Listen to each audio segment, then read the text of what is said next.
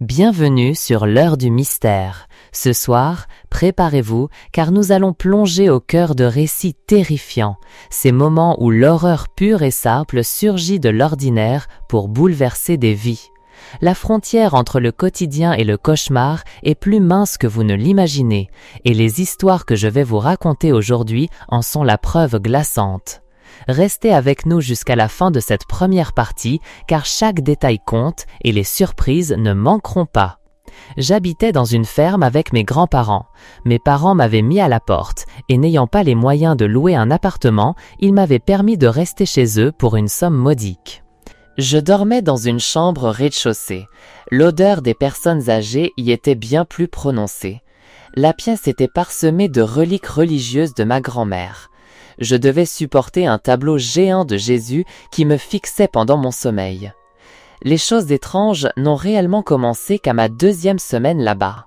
Je rentrais de mon travail dans une petite épicerie du coin en ville et il faisait déjà nuit.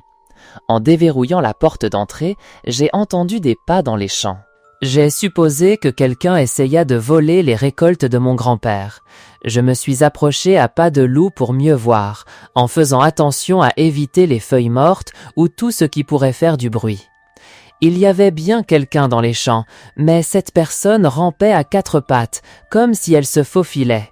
J'aurais pu les confronter, mais cela aurait pu mal tourner, alors je suis rentré réveiller mon grand-père.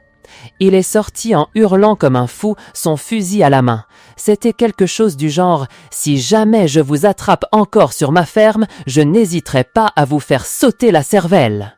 Cela semblait plus que suffisant pour faire fuir n'importe qui de la propriété. Mais la nuit suivante, pendant que je dormais, les choses sont devenues plus étranges. Je me suis réveillé et j'ai entendu des rires devant ma fenêtre. Il y avait quelqu'un debout là, qui regardait dans la chambre. Il a semblé me remarquer quand je me suis redressé et il s'est éloigné. J'ai encore dit à mon grand-père. Cette fois, il était vraiment furieux. Il a marché à grands pas jusqu'à son placard, en a sorti son fusil et a foncé vers la porte d'entrée avec moi juste derrière lui. Cette fois, quand il a ouvert la porte, quelque chose a immédiatement agrippé sa jambe, le faisant trébucher. J'ai sauté sur l'agresseur, le maîtrisant facilement puisqu'il était déjà accroupi. Mon grand-père a réussi à se relever, a saisi son arme et l'a pointée sur l'individu. J'ai appelé les gendarmes pendant que grand-père tenait l'homme en joue.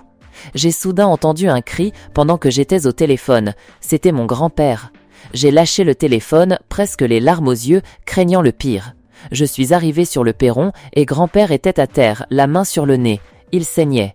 Quelqu'un d'autre était arrivé, l'avait poussé à terre et lui avait donné un coup de poing au nez avant de s'enfuir. J'aurais aimé poursuivre ces malades avec une arme. Qui frappe un vieil homme au visage ? Au final, les gendarmes sont arrivés pour rien et mon grand-père a installé un système de caméras dirigé vers les champs. Le mois dernier, je suis rentré tard un soir après avoir passé du temps avec ma sœur, mon beau-frère et quelques-uns de leurs amis. En montant sur le perron, j'ai vu que ma mère avait laissé une note sur la porte me disant de sortir les poubelles devant la maison. Je me suis fait un point d'honneur à être très silencieux car la plupart des gens dormaient déjà à cette heure-là. Quand je suis arrivé sur le côté de notre maison, près des poubelles, j'ai entendu des voix venant de notre jardin. J'ai jeté un coup d'œil par-dessus la clôture. Il y avait 2 personnes debout près de notre table de patio. J'étais terrifié, comme vous pouvez le comprendre. J'ai dû courir à l'intérieur pour le dire à ma mère. Mon père ne vit pas avec nous, sinon je l'aurais appelé. Nous venions à peine de sortir de sa chambre quand nous avons remarqué les 2 personnes du jardin qui montaient les escaliers. J'ai poussé ma mère vers la fenêtre, la forçant pratiquement à sauter sur la petite corniche en dessous. J'ai réussi à la faire sortir, et alors que je sautais moi-même, les 2 intrus sont entrés dans la pièce. Je n'ai eu qu'un bref aperçu d'eux avant de sauter à mon tour sur la corniche, puis sur l'herbe. Ma mère et moi avons filé chez les voisins. 2 semaines plus tard, alors que nous commencions à peine à nous remettre de l'incident, le son du téléphone qui sonnait à 3 heures du matin m'a réveillé. Il n'arrêtait pas de sonner sans cesse. Il n'est pas tombé sur la messagerie. Ma mère s'est levée après, disons, la 10e sonnerie. Nous nous sommes regardés et avons laissé faire. Le téléphone a sonné pendant encore 10 bonnes minutes d'affilée jusqu'à ce que ma mère finisse par débrancher le cordon téléphonique du modem. Nous avons dormi avec le téléphone éteint cette nuit-là. J'étais sûre que cela avait un lien avec l'effraction. Deux choses aussi étranges ne se produisent pas si près l'une de l'autre sans qu'elles soient liées d'une manière ou d'une autre. Le lendemain, ma mère a reçu un message texte sur son téléphone. Il disait « Pourquoi n'avez-vous pas répondu ?» C'était il y a seulement une semaine, et nous nous faisons encore dessus d'inquiétude, nous demandant quand le prochain incident pourrait se produire. Une jeune fille de 14 ans dormait dans sa chambre un soir d'école, quand elle se réveilla apparemment et se rappela qu'elle avait un devoir à rendre le lendemain qu'elle n'avait même pas commencé. Elle alluma sa lumière et commença à travailler. L'horloge affichait exactement 1h15 du matin. Au-dessus du bruit de son crayon sur le papier, de faibles bruits provenaient de l'intérieur des murs. Elle arrêta d'écrire et les sons devinrent plus clairs. C'était comme si quelque chose était poussé de l'intérieur des murs. Il y avait un espace de rangement juste à côté de son lit, avec une grande porte carrée qui se retirait du mur pour y entrer. La jeune fille se mit à hurler pour sa mère et les bruits s'intensifièrent soudain, comme si quelque chose courait à l'intérieur. La porte du mur s'ouvrit brusquement et une silhouette en sortit. La mère et le père de la jeune fille purent entendre les cris même à travers 3 portes fermées. Quand le père de la jeune fille arriva dans la chambre, il trouva un homme blanc, grand et corpulent qui couvrait la bouche de sa fille de sa main. Le combat fut terminé en quelques secondes avec quelques bons coups de poing dans le ventre de l'homme. 2 paires de sous-vêtements de la jeune fille furent trouvés dans la poche de l'homme avant son arrestation. Ma femme et moi passions la nuit ensemble à Cedar Beach. Malheureusement, l'endroit fermait à 21h30 et était à des kilomètres de toute civilisation. Nous nous sommes donc retrouvés sans rien à faire sur la plage à 21h30. Nous avons donc marché sur le sable humide jusqu'à 22h. Pendant la première moitié de la promenade, nous n'avons pas vu une seule personne sur toute la plage. Puis nous avons fait demi-tour pour rentrer. Après environ 6 mètres de marche dans la direction d'où nous venions, nous avons tous les deux remarqué quelque chose. Il y avait plus de 2 paires d'empreintes de pas dans le sable. Les nôtres étaient plus effacées à ce moment-là, mais il y avait 2 autres séries d'empreintes qui n'étaient pas là avant. Celle-ci était un peu plus récente. Elle semblait s'éloigner du sable humide, là où il n'y aurait plus d'empreintes. Vous pourriez penser que c'était juste un autre couple en promenade nocturne, mais nous n'avions vu personne pendant les bons 1 ou 2 kilomètres que nous avions parcourus, alors nous étions effrayés. J'ai utilisé l'application lampe de poche de mon iPhone pour éclairer les dunes proches. J'ai même appelé, demandant si quelqu'un était là. J'ai dit à ma femme d'attendre là pendant que je me dirigeais vers les poubelles. C'était le seul endroit où quelqu'un aurait pu se cacher. C'était vide. J'ai éclairé plus loin, révélant un tunnel qui menait probablement à un parking. Je me suis rapproché jusqu'à pouvoir entrevoir l'intérieur du tunnel. Et dès que j'ai pu, j'ai éteint la lumière. Il y avait 2 choses là-dedans. Je ne sais même pas si je devrais les appeler des humains, car, d'après ce que j'ai vu, elles ressemblaient à des créatures nues et recroquevillées, le dos voûté. Elles avaient une peau d'un teint moyen à foncé, similaire à celle d'une personne de type caucasien, mais beaucoup plus squameuse et ridée. Je n'ai pas prononcé un mot. J'ai juste piétiné le sable pour rejoindre ma femme, l'entraînant avec moi alors que nous courions vers la voiture. Nous sommes arrivés à la voiture en environ 5 minutes, complètement essoufflés. Nous sommes montés et j'ai finalement expliqué à ma femme ce que j'avais vu. Elle m'a regardé comme si j'étais fou et elle le fait toujours, mais pouvez-vous la blâmer? Je suis sûre que vous ne prenez même pas cela au sérieux. J'ai signalé mon observation aux autorités compétentes le lendemain et je retourne à la plage la nuit 1 fois par semaine pour tenter de retrouver ces créatures. Je travaille comme agent d'entretien de nuit au lycée local. 95% du temps, j'étais le seul à travailler de nuit car il n'y avait pas vraiment besoin de plus d'une personne. Je commençais toujours par les salles de classe du rez-de-chaussée et je montais progressivement vers celles de l'étage. La cafétéria, le gymnase, l'auditorium et l'infirmerie étaient sous la responsabilité des équipes du matin et de l'après-midi. Alors, comme j'étais toujours seule, j'avais souvent plusieurs radios posées dans les couloirs qui diffusaient de la musique forte, comme ce soir-là. L'étage de l'école avait la forme d'un U plutôt que d'un O, donc pour aller de l'autre côté, il n'y avait qu'un seul chemin. J'étais en train de passer la serpillière dans l'une des salles de cours d'histoire-géographie quand j'ai remarqué, de l'autre côté de l'école, que les lumières d'une des salles de classe s'allumèrent. Je ne veux pas dire qu'elles étaient restées allumées. J'éteignais toujours les lumières de chaque pièce où je n'étais pas. Je veux dire que les lumières s'allumèrent. Je suis resté là, des frissons me parcourant le corps. Quelqu'un marchait vers la fenêtre. Ils se sont arrêtés et m'ont regardé fixement à travers la fenêtre. C'était la chose la plus troublante que j'ai jamais vue. Je ne savais pas quoi faire. Les confronter, m'enfuir, appeler la police? Je me suis approché de la fenêtre. C'était quelqu'un qui semblait avoir entre 30 et 40 ans. Il avait des cheveux noirs et une barbe assez fournie. Il a levé la main et a commencé à me faire lentement signe. J'ai tiré les stores de la pièce pour les fermer et j'ai essayé de reprendre mon souffle, de réfléchir à mes options. Quand j'ai relevé les stores, la lumière de la pièce en face de l'école était éteinte. Mon cœur s'est emballé de nouveau. Il était sûrement en route vers cette salle de classe à ce moment précis. L'option de courir semblait la meilleure, alors je l'ai fait. J'ai dévalé les escaliers et je suis sorti par la porte arrière de l'école, ne me souciant de rien d'autre que de ma propre vie. Les caméras de surveillance ont révélé que, dans la nuit, l'homme était sorti du sous-sol de l'école et avait commencé à errer. En regardant de plus près son visage, j'ai pu voir à quel point cela me mettait mal à l'aise. Ce n'était pas un homme d'apparence agréable. Le plus effrayant, cependant, c'est que la caméra l'a montré redescendant dans le sous-sol sans jamais en ressortir. Il n'a pourtant jamais été retrouvé là-bas, ce qui me fait me demander s'il n'y a pas des pièces cachées ou des sorties secrètes. Dernièrement, faire ce travail n'a jamais été aussi terrifiant. J'ai travaillé comme aide-ménager quand j'étais un jeune homme de 17 ans, essayant d'économiser pour l'université. La personne pour qui j'ai travaillé le plus longtemps était un homme du nom de Jeffrey. Je ne lui ai parlé qu'une seule fois lorsque je l'ai rencontré, puis quelques fois quand il rentrait tôt de son travail. C'est tout. Je ne saurais dire s'il semblait normal ou non. Il avait une règle très stricte cependant, ne jamais descendre dans son sous-sol. Il avait même laissé un grand panneau sur la porte. La curiosité me rongeait, mais j'ai fait de mon mieux pour ne pas y jeter un coup d'œil. Alors, un jour que je dépoussiérais les meubles dans sa chambre, j'ai été un peu fouineur et j'ai commencé à fouiller ses tiroirs. Ne me demandez pas pourquoi. Dans ces grands tiroirs, il n'y avait qu'un tas de vêtements. J'ai commencé à regarder les plus petits tiroirs et j'ai trouvé des choses comme des appareils photos, des piles, des albums photos et diverses babioles. La même chose dans le tiroir du milieu, mais dans celui du bas, j'ai découvert une petite boîte en bois parfaitement calée dans un coin. Il fallait une clé pour l'ouvrir, mais j'avais en fait remarqué une petite clé qui pendait à son trousseau dans la cuisine. Elle semblait pouvoir correspondre à cette serrure.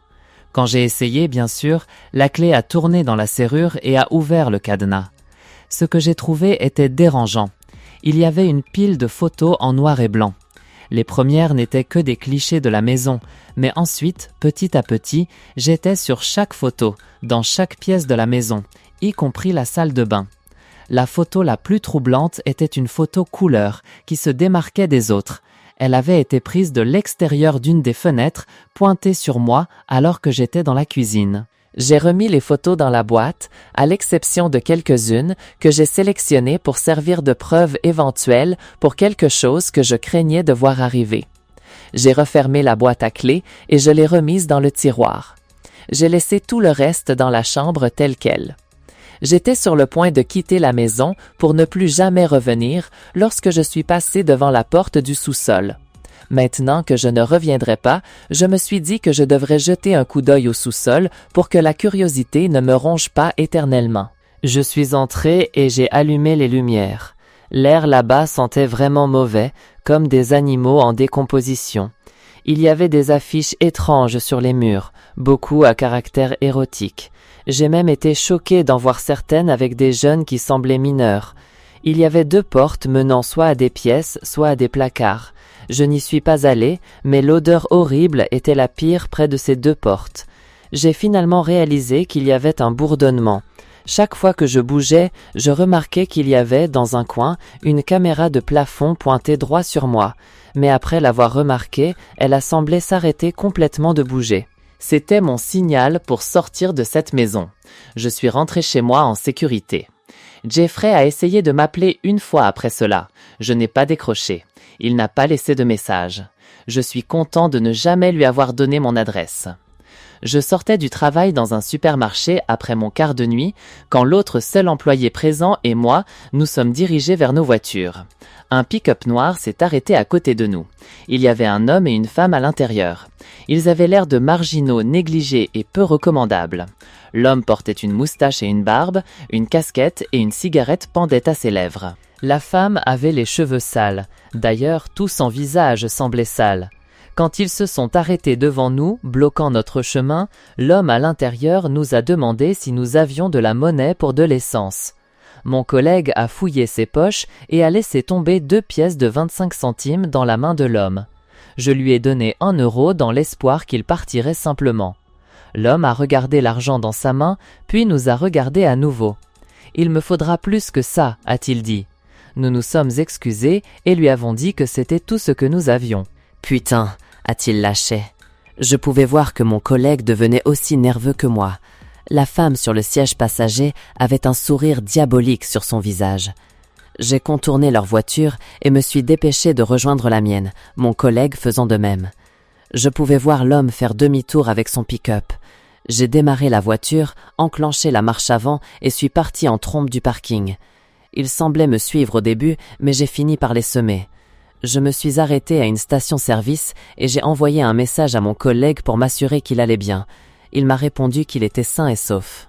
J'aurais aimé que ça s'arrête là, mais une paire de phares est entrée dans la station-service. C'était le pick-up. Je suis remonté dans ma voiture.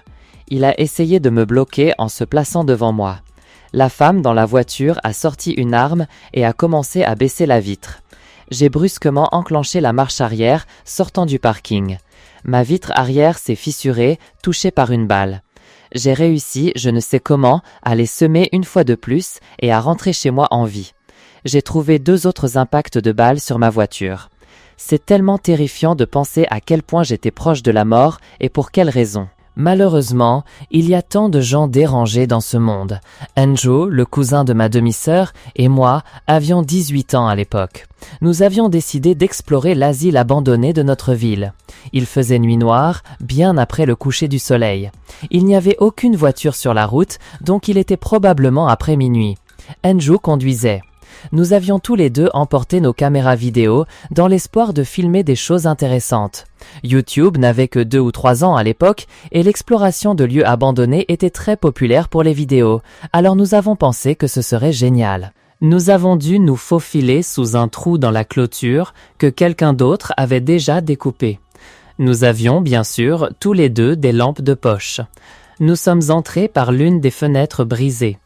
Il y avait quelques planches au sol près de la fenêtre qui avaient visiblement été utilisées pour barricader l'entrée. Nous avons commencé notre exploration, nos 2 lampes de poche allumées, ainsi que la caméra d'Andrew qui avait une vision nocturne. Il n'y avait rien d'autre que du verre brisé et des graffitis partout. Il y avait quelques fissures et des trous dans les planchers en bois qui menaient à l'obscurité en dessous. Nous n'osions pas y diriger nos lumières. Nous avons échangé quelques rires nerveux, mais j'étais terrifiée et je savais qu'il l'était aussi. L'endroit était immense. Nous avons fini dans une petite pièce avec un fauteuil de dentiste et d'autres équipements. C'était étrangement dérangeant. La pièce la plus inquiétante à l'étage cependant était la salle de bain. Quand nous étions là, nous avons entendu un son de goutte à goutte constant provenant de l'un des cabinets. Quand nous avons essayé de l'ouvrir, c'était fermé à clé. L'ouverture en bas était bien trop petite pour s'y faufiler, alors nous avons quitté cette pièce en toute hâte, vraiment effrayés.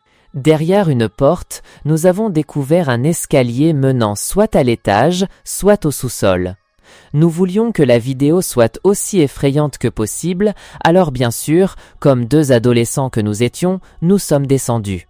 Il y avait une nouvelle série de couloirs, bien plus angoissants maintenant que nous étions sous terre.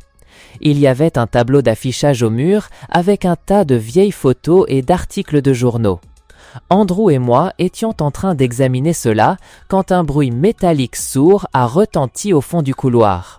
Nous avons braqué nos lampes dans cette direction juste à temps pour apercevoir ce qui, nous en étions sûrs, était un front se déplaçant du couloir vers l'une des pièces. Andrew a commencé à crier alors que nous courions en arrière dans la direction d'où nous venions.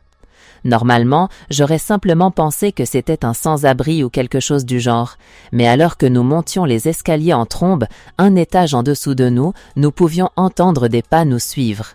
À ce moment-là, je hurlais aussi. La sensation d'être à l'arrière était terrifiante. Je sentais qu'à tout moment, je pouvais être attrapé par derrière et traîné dans les escaliers. Mais nous avons réussi à regagner le hall principal et la fenêtre par laquelle nous étions entrés. Nous sommes arrivés dehors et avons pu entendre, à travers la fenêtre, la porte de l'escalier s'ouvrir au fond du couloir. Nous avons atteint la voiture d'Andrew aussi vite que possible et nous sommes partis en trombe, sans jamais regarder en arrière. Nous étions un jeune couple qui venait d'emménager dans une nouvelle maison. Nous avions une chambre au rez-de-chaussée. La maison avait un étage supérieur, un étage intermédiaire et un bureau, pas de sous-sol. La nuit, nous avons commencé à entendre des bruits étranges venant d'en dessous de nous. J'ai vérifié sous le lit. Il n'y avait rien. Le son semblait provenir d'en dessous du plancher, mais la maison n'avait pas de sous-sol, donc cela n'avait aucun sens. Nous avons commencé à remarquer que les choses étaient différentes le matin, comme certaines portes qui étaient ouvertes alors que nous étions certains de les avoir fermées la nuit précédente. La porte du placard de ma femme semblait toujours ouverte. Nous nous sommes assurés de fermer toutes les fenêtres une nuit, juste pour être sûrs que ce n'était pas un courant d'air. Le matin suivant, toutes les portes étaient ouvertes. Nous avions décidé que cela avait assez duré. La nuit suivante, nous sommes restés éveillés tous les deux, écoutant et attendant. Les bruits venant d'en bas étaient plus forts que jamais, des sons comme des choses que l'on traînait, des gémissements. Je suis descendu dans le salon et j'ai collé mon oreille contre le mur, cherchant l'origine du son. Cela venait de l'intérieur du mur contre lequel j'étais, mais un peu plus bas, sous le salon. Je suis retourné auprès de ma femme. Je lui ai dit que nous devions rester éveillés aussi longtemps que possible et voir ce qui allait se passer. Nous sommes restés debout jusqu'à environ 2 heures du matin. Ma femme a commencé à s'assoupir et je crois bien que je l'ai fait peu après. Je me suis réveillé en sentant ma femme me secouer, pleurant silencieusement. Elle a pointé son placard, qui était ouvert. Une sorte de porte cachée était entr'ouverte dans son placard. Elle menait vers le bas, dans le sol. J'ai sauté du lit et j'ai éclairé l'endroit. C'était une échelle descendant très loin vers une pièce secrète. J'ai demandé à ma femme de verrouiller la porte et d'appeler la police pendant que je prenais ma machette pour descendre dans la pièce secrète. Une fois en bas, j'ai trouvé un interrupteur. La pièce contenait une table et une chaise, un petit lit de camp dans un coin et un tas de jouets éparpillés. Un cri a retenti d'en haut, c'était ma femme. Quelqu'un essayait de défoncer la porte. J'ai grimpé l'échelle du mieux que je pouvais tout en tenant la machette.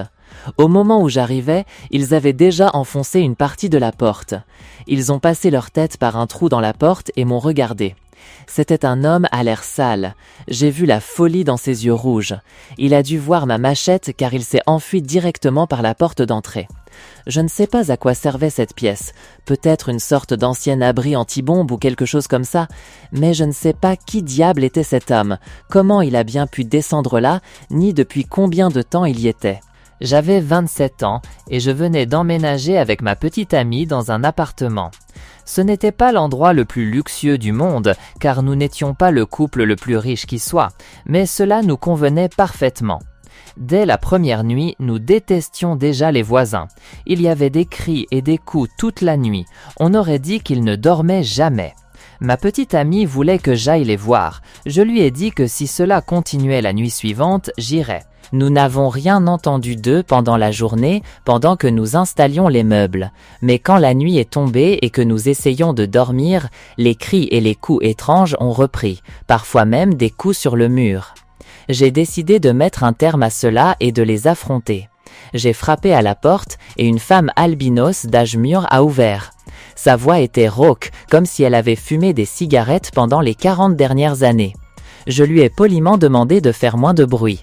Elle m'a dit de reculer et de me mêler de mes affaires avant de me claquer la porte au nez. Les bruits et les cris n'ont fait que s'intensifier après cela. Ma femme a suggéré de les signaler. Je suis allé à la réception le lendemain, mentionnant le couple qui vivait dans cet appartement. Le portier a semblé perplexe. Il m'a dit qu'une seule femme nommée Cathy y vivait. Son mari était décédé 5 ans auparavant. Elle était enregistrée comme étant la seule personne dans cette chambre, donc elle enfreignait un règlement de l'immeuble. Le portier est allé vérifier la chambre. La femme l'a laissé fouiller l'appartement. Il est revenu me dire qu'elle était seule là-dedans, ce qui semblait si étrange. Il lui a cependant demandé de faire moins de bruit. Je l'ai remercié et je suis retourné à notre chambre. Il semblait que cela avait fonctionné, car aucun bruit ne se fit entendre cette nuit-là. Je me suis réveillé pour voir quelqu'un près de notre lit. « Anna » ai-je murmuré. Ma femme s'est tournée à côté de moi. Elle était dans le lit.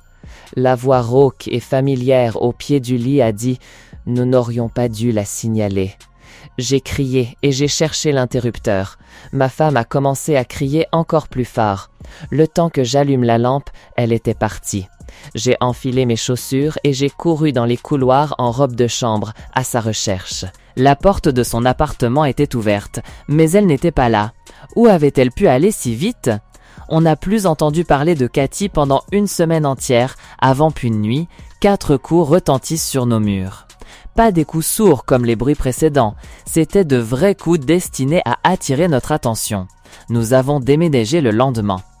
Si cette histoire vous a glacé le sang, n'oubliez pas de liker cette vidéo, de vous abonner à l'heure du mystère et de la partager avec vos amis. Dites-nous dans les commentaires quelle partie vous a le plus terrifié. À très bientôt pour de nouvelles histoires qui vous empêcheront de dormir.